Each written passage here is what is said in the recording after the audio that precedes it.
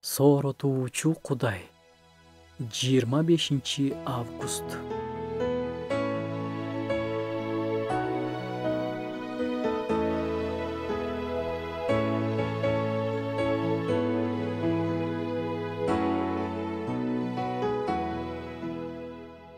Бүгүн мен силерди жана өзүмдү аскери болгонго чакырам.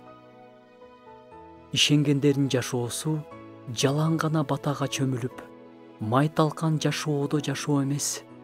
Жашоодо азаптар болот, кайгылар болот, жоготуу жана жокчулук да болот. Булардын баарына даяр болгонубуз маанилүү.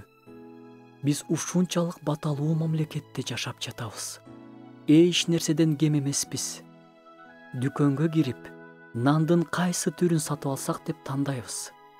Сүттүн кайсынысын алсам, бул каймактыбы же тигиниби деп тандайбыз. Кудайга шүгүр, бирок биз унутпашыбыз керек. Бир кесим эмес, нандын күкүмүнө зар болгон мамлекеттер бар. Таза суу маселеси абдан катуу турган мамлекеттер бар. Андай мамлекеттерде суу алтынга тете.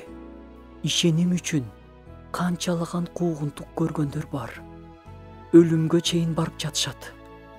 Ошондуктан биз башыбызга келип калган анча мынча көйгөйлөрдү кайраттуулук менен көтөрөлү. Бардыгы үчүн Кудайга рахмат айталы.